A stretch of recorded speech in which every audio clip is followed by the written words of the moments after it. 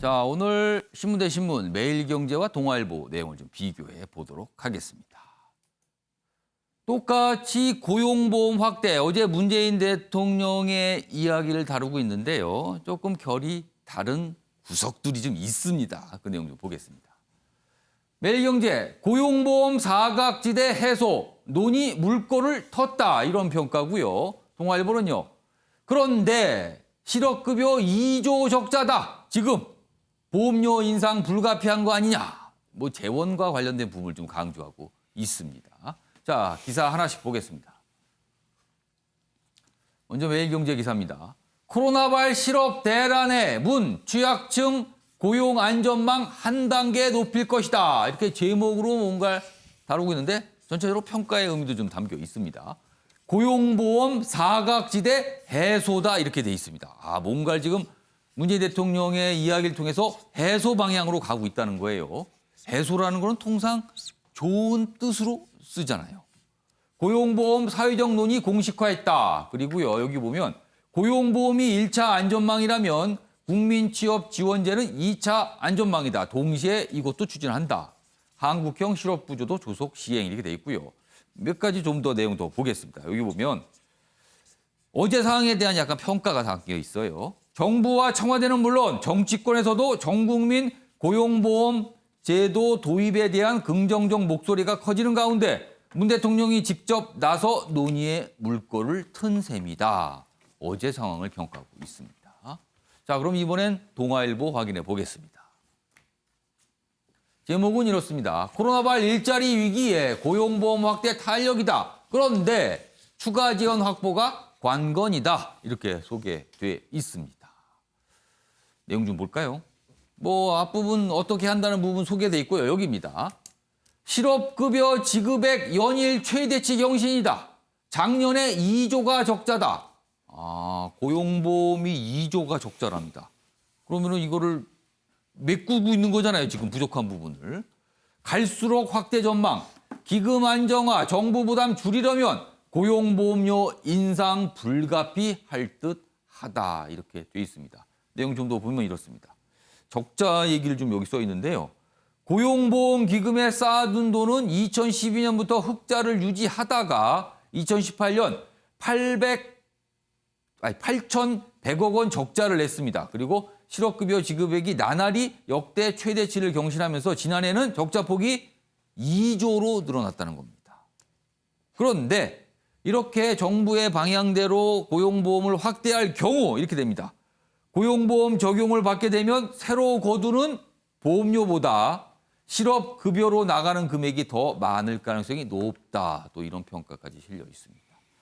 자, 그럼 여기서요. 어제 문재인 대통령의 이야기 들어보도록 하겠습니다. 전 국민 고용보험 시대의 기초를 놓겠습니다. 특수고용노동자, 플랫폼 노동자, 프리랜서, 예술인 등 고용보험 사각지대를 빠르게 해소해 나가겠습니다. 고용보험이 1차 고용안전망이라면 국민취업지원제도는 2차 고용안전망입니다. 자, 두 개의 신문 좀 비교해 봤습니다. 결이 좀 약간씩 다르죠. 그래서 두 분 패널께 미리 질문을 좀 드렸어요. 어떤 신문의 어떤 이런 방향, 논조에 좀 더 공감을 하시는지, 이유는 뭔지를 적어달라고 했습니다. 먼저 조대현 평론가 어떻게 보셨어요? 네, 결국 이거는 시간의 문제지 그 방향으로 갈 수밖에 없다고 보고요. 사실은 지금 현재 우리가 돈이 없고 여러 가지 어려움이 있지만 복지를 줄여서 재정 건전성을 높일 수 있는 상황은 한계가 있다. 그래서 그렇게 할 수도 없고 이제 시대가 바뀌고 있기 때문에 결국은 돈을 더 벌어서 우리 씀씀이를 줄여서 우리 부채 비율을 낮추는 게 아니라 돈을 더 많이 벌어서 아끼는 건 한계가 있다는 거네요. 그래서 결국 그 기업 이 정부에서 해야 될 거는 복지 문제 이 부분보다 우리가 다 같이 여야를 떠나서 머리를 맞대고 해야 되는 거는 어떻게 하면 기업하기 좋은 여건을 만들고 우리가 돈을 더 벌고 그걸 통해서 고용을 정대시켜서 일자리를 쉽게 젊은 층이 가지고 해서 이런 그 보험을 적게 타고 돈을 더 많이 국가에 낼 수 있도록 세금을 낼 수 있도록 하느냐가 전 관건이라고 보고 사실 의료보험 같은 경우에도 처음에 박정희 대통령이 그 62년도에 그 그 북한에서 전부 다 무상 의료를 한다고 하니 예. 우리도 이제 체제 경제에서 밀릴 수 없어서 의료보험을 주창했을 때 각계 우려와 반대가 극심했거든요. 하지만 이게 결국은 77년도 우리가 예. 이제 경제가 어느 정도 이 성장의 단계로 올라서고 난 뒤에 77년도에 500인 이상의 사업자로 확대했고 예. 그다음에 79년도에 공무원하고 교직원들 결국 88년도에 농어촌 예. 농민들 예. 그래서 12년 걸려가지고 완성을 시켰어요. 그래서 이런 논의를 현 정부에서 시작한 부분은 특히 코로나를 통해서 경제가 너무 극심한 경제적 예. 고통을 겪는 층을 보면서 예. 시작한 건 의미가 있다고 보고요. 예. 이런 부분은 이제 재정 부분만 계속 얘기할 게 아니라 예. 같이 논의를 하면서 예. 우리가 단계적으로 효율적으로 추진할 수 있도록 지혜를 모으고 합의를 도출하는 게 예. 중요하다는 생각이 듭니다. 그러니까 고용보험 확대는 시대 상황에서 어쩔 수 없이 가야 되는 방향이라고 보시는데 다만 가능한 고용보험을 적용받아서 돈을 타는 그런 인원을 줄이면 된다. 그러니까 좀 더 돈을 잘 벌게끔 뭔가 환경을 조성하는 부분도 같이 가야 된다. 이 말씀이시네요, 지금. 그러니까 정부는 예. 지금 국민들이 관심을 가져야 될 거는 예. 정부 여당이 요구할 거는 먹고 살도록 해달라고 해야 되는 거예요. 사실 저도 그렇지만 제가 돈을 예. 벌어서 예. 안정적으로 버는 게 좋지. 국가에서 실업수당 100만, 200만 넘는 것보다 낫지만 그걸 받으면 행복하진 않거든요. 예. 예, 그래서 국민들도 그렇고 정부도 예. 그렇고 더 관심을 가져야 될 것은 경제다. 예. 그런 말씀 드리고 알겠습니다. 싶습니다. 김상희 평론가는 어떻게 보셨어요? 저도 이제 뭐 매일경제가 물꼬를 텄다. 예. 저는 그 말이 굉장히 중요하다고. 그러니까 결론으로 점프를 해서는 안 된다. 충분한 사회적 합의의 과정을 거쳐야지만 예. 좋은 이야기가 사회적 비용을 많이 발생시키지 않는다. 아무리 좋은 것도 예. 편익을 넘어서는 사회적 비용을 발생시키면 예. 그것은 지속 가능하지 않다. 좋은 말은 누구나 할 수 있습니다. 예. 좋은 거를 누구나 이야기할 수 있지만 그것을 지속 가능하게 하는 건 능력이 뒷받침이 돼야 되는 것이죠. 예. 그래서 이런 좋은 이야기를 하는 공방에 빠져가지고 예. 만약에 그 정치권이 매몰이 된다면 예. 국민들은 장기적으로는 불행해질 것이다 이런 생각이 들고요. 예. 정말 사회적 합의를 이루는 물꼬를 튼 것으로 생각해야 된다. 예. 그렇지 않으면 자칫 자칫 잘못하면 포퓰리즘으로 가고 지속 가능성은 없어질 수 있다. 예. 이것을 경계하면서 예. 논의를 해보고 추구해야 될 방향이다 이런 생각이 듭니다.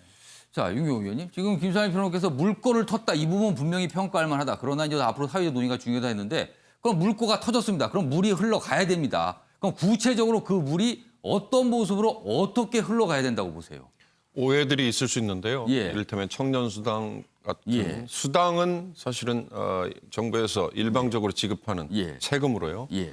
보험은 실업급여 형식은 예. 수익자 부담이 원칙입니다. 예. 지금도 예. 사업주가 일정 부분을 내고 당사자, 그렇죠. 당사자가 근로자가 일정 부분 예. 같은 비율로 내거든요. 예. 국민연금과 비슷합니다. 예. 그러나 지금 문제가 되고 있는 특수고용직이나 예. 또 기타 비정규직 이런 분들은 당사자가 우선 낼 능력이 없을 수도 있고 고용주가 누구인지도 불확실하고 그래서 사각지대라는 게 예. 생겼고 이번에 코로나19 사태로 이런 분들이 우선적으로 잘렸는데 예. 이분들은 정작 실업급여를 못 받더라. 그렇습니다. 그러면 어떻게 해야 될 거냐. 이 문제의식이거든요. 예. 자, 깨지지 않아야 되는 원칙은 예. 수익자 부담. 내가 반드시 부담을 한다. 뭐 정부가 나머지를 보전하고 사업주가 보전하든 간에 또 하나는 이 고용보험이든 뭐든 간에 현재 예. 기금이 적자가 얼마 뭐 적립금이 얼마 이런 게 있기 때문에 현재 쓰임새에서 세고 있는 걸 구조조정하는 거 이게 시급합니다. 지금 고용보험이라고 하지만 예. 오늘 매일경제 다른 면에 똑같은 기사가 지적이 되고 있는데요. 예. 출산에 우리가 육아, 휴직, 출산 이런 거에 지원을 하고 있는 모성보호급여라는 게 있습니다. 이 용도로 지금 고용보험 기금에서 예. 많은 금액이 전용이 되고 있거든요. 그럼 원래 목적했던 방향은 아닌 거잖아요. 그렇습니다. 거기에 원래 돈을 취지와 쓰는 거는. 달리 그런 데서 바로 적자가 지금 생기고 예. 있는 거니까 그런 거부터 먼저 구조조정을 하면 예. 제대로 된 목적에 예. 쓸 수 있다. 예. 그리고 차근차근 아까 우리 조대원 평론가 말씀처럼 예. 모두가 다 낼 수 있는 능력을 키워주는 예. 그 방향으로 가는 거. 예. 그러면 길게 갈 수 있는 거죠. 사회적 합의가 복잡하겠는데요. 일단 좀 용도가 불분하고 이상하게 사용되는 것 같다라고 생각하는 부분을 정리해야 되는 부분. 그리고 보면 아까 말씀하셨지만 사업자가 누구인지 애매한 상황에서 일하시는 분들이 있어요. 그럼 누군지를 또 정해야 되는 문제가 분명히 발생하는데 이거는 굉장히 깊숙한 논의가 좀 필요해 보입니다. 역시 중요한 건 항상 디테일에 있습니다. 디테일을 잘하는 정부, 잘하는 사람이 유능하다는 평가를 받는 거 이번에 또 나타날 것 같습니다.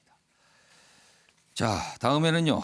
2명의 인물을 좀 소개해 드리겠습니다. 각각의 어떤 사연들이 담겨 있어요. 첫 번째 인물은요. 시진핑 중국 국가주석 아닙니까? 시진핑 뭘까요? 내용 좀 보겠습니다. 시진핑 중국 국가주석이요. 지난 1월입니다. 거부로 여수스 WHO 세계보건기구 사무총장에게 전화를 걸었답니다. 뭐라 그랬냐면 이렇습니다. 코로나 사람간 전염, 사실 공개와 팬데믹 경고 이거 좀 미뤄달라. 뭡니까 이거? 지금 독일 언론인 슈피겔지가 폭로 보도를 한 겁니다. 지난 1월에 전화를 걸어서 요거 팬데믹 경고하고 하는 거 이거 좀 미뤄달라고. 그동안 중국과 WHO 사무총장의 밀접한 관계에 대해서 참 뒷말 많았잖아요. 그런데 뭔가 좀 드러난 듯 합니다. 지금 이 폭로 보도에 따르면요. 그러면 사실 이때 WHO가 빨리 움직였다면 전 세계 어떤 방역 조치가 좀 더 적극적으로 취해졌을 수 있고요. 그렇다면 지금 상황과는 좀 달랐을 수도 있습니다. 그런데 이렇게 했다는 겁니다. 이거 좀 문제 아닙니까? 이거 좀. 이거 계속 논란이 되고 있을 것 같아요. 이거 김상일 평론가, 네. 이거 한마디 좀 해주세요. 이거 좀 문제 아닙니까? 이러면은요. 그 문제죠. 공인이라는 건 뭐냐면 예. 자기의 이해관계를 앞세우는 게 아닙니다. 예. 그러려면 가장 전제돼야 되는 것이 예. 투명성이에요. 예. 근데 진짜 갑갑한 게 예. 사람들이 투명성을 공약으로 내세우는 사람이 없어요. 그게 왜 있겠습니까? 예.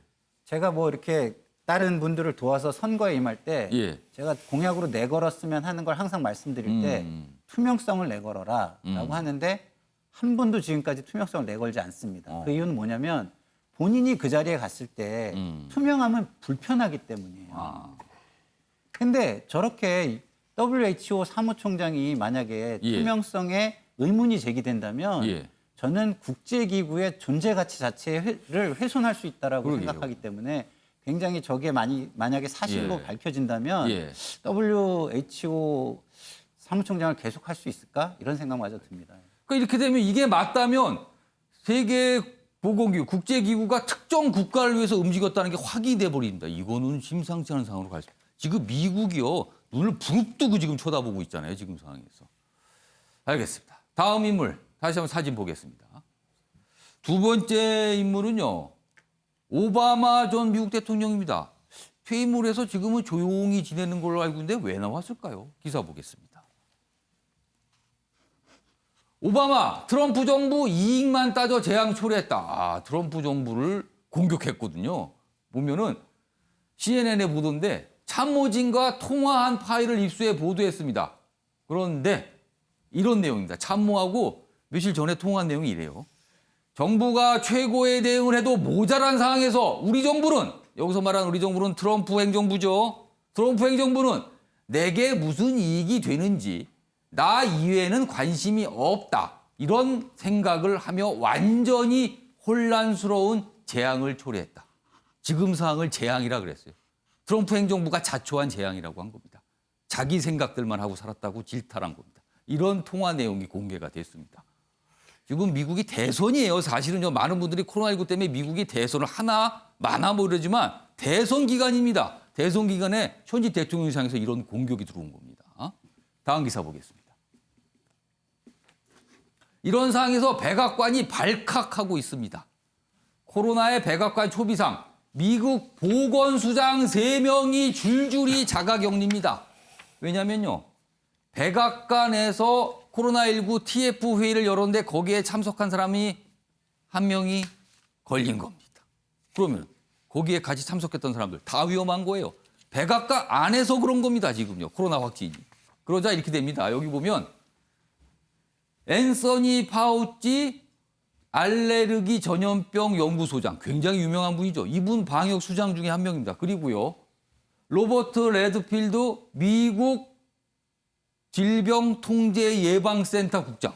우리는 질병관리본부 장이에요. 그리고 여기 보면 스티븐 한 미국 식품의약국 국장. 다 자가격리입니다. 이 일은 어떻게 하라는 겁니까 도대체. 미국이 비상이 걸렸습니다. 지금. 이 상황입니다. 윤경호 의원님. 이거 어떻게 된 겁니까 미국이요. 그만큼 심각한 미국 예. 상황이 고스란히 지금 반영이 된 거다. 예. 지금 미국은 전 세계적으로 뭐 누가 뭐라고 하든 간에 방역에 완전 실패한 국가로 지금 낙인이 찍혀 버렸어요. 처음에는 아까 시진핑이 잠깐 거론됐지만 중국이 예. 그렇게 오명을 썼다가 지금은 미국이에요. 사망자 수로나 확진자 수로나 뭐 단연 많습니다. 단연. 그렇습니다. 예. 저렇게 백악관 참모들이 줄줄이 그리고 질병관리 일선에 있는 분들이 줄줄이 저렇게 되는 거는 예. 마이크 펜스 부통령이 TF 팀장인 셈이기 때문이거든요. 그 펜스 부통령의 대변인이 예. 확진이 되면서 저렇게 자가격리 예. 상황이 들어간 건데 오바마 대통령의 얘기가 CNN에 보도된 게 뉴스가 되는 건요. 전직 대통령은 자기 후임 대통령을 직설적으로 비판하거나 비난하는 거 이거 하지 않는 게 그렇죠. 미국은 사실은 그렇습니다. 관례입니다. 예. 물론 입장이 다르니까 예. 뭐 정당 예. 다른 입장 뭐 그런 얘기는 하지만 그러나 정확히 보면요 참모들끼리 그냥 나눈 얘기가 파일로 그냥 흘러나온 예. 거거든요. 하여튼 다시 원점으로 돌아가면 예. 트럼프 대통령이 지금 굉장히 위기 상황일 겁니다. 현직 대통령으로서 잘못하면 선거에 질지 몰라요. 왜? 이 코로나 방역에 예. 완전 실패를 했거든요. 그런 점에서 지금 위기에 몰려 있는데 예. 그 위기 상황에 곳곳에 지금 단면이 그대로 투영이 된 거다. 저는 그렇게 봅니다. 알겠습니다. 이런 상황에서요. 오늘 새벽에 나온 소식입니다. 우리 정부가요. 미국에 마스크 200만 장을 긴급 지원하기로 했습니다. 우리가 요새 마스크가 좀 여유가 생겼죠. 근데 미국은 아쉽습니다. 굉장히. 그래서 뭐 미리 좀 약속을 한 거라서 한미 코로나 대응 공조 차원에서 마스크 200만 장을 지원키로 했다. 이렇게 돼 있습니다. 또 이러니까 어떤 분들은 그래요. 일본도 뭐 아쉬운 거 아닌가? 근데 일본은 공식적으로 얘기를 안 합니다. 그리고 일본 언론에서는 모르는 척하고 주면 안 될까? 뭐 이런 얘기까지 하고 있어요. 좀 이상하죠, 상황이. 아무튼 미국에 마스크 200만 장이 갈 예정입니다. 긴급 지원됩니다. 이런 내용도 들어와 있습니다. 자, 이번엔 마지막 내용입니다. 다음 기사 보겠습니다. 199일 만에 석방된 정경심 14일 재판부터 불구속 출석하게 됩니다. 어제 나왔는데요. 지지자들에게 머리 숙여 인사하고 뭐 여러 가지 모습이 좀 보였습니다. 지금 요 관련된 영상이 있는데요. 짧게 확인해 보겠습니다.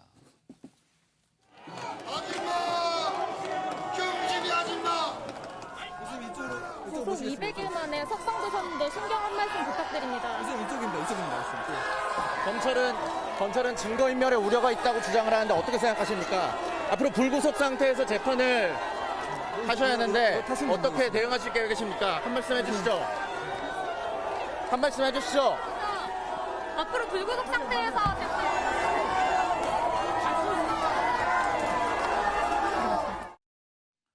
저 시간이 새벽인데 찬반 지지자들이 엄청난 또 소리를 지르고 집회도 열리고 막 그랬습니다. 김광삼 변호사. 네. 구속 만료 석방이에요. 검찰에서 구속영장을 청구했습니다. 기각이 되면서 그냥 석방이 됐습니다. 그러니까 보석 석방이 아닌 거거든요. 이거는 어떻게 된 상황입니까 지금? 일단 이제 6개월 예. 구속된 지 기소돼서 예. 기소된 지 6개월이면 이제 구속 만기라고 해서 예.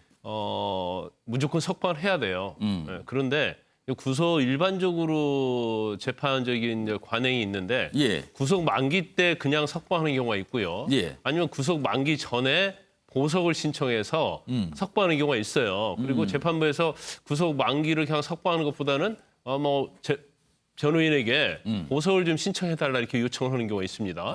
그럼 만기 하루 이틀 전에 석방을 해주는 경우가 있어요. 근데 보석으로. 그렇죠. 근데 보석으로 석방을 하게 되면 일부 조건을 걸 수가 있거든요. 아. 우리가 이명박 전 대통령, 양승태 전 대법원장 같은 경우도 보석 석방이었거든요. 아. 만기 가까워서.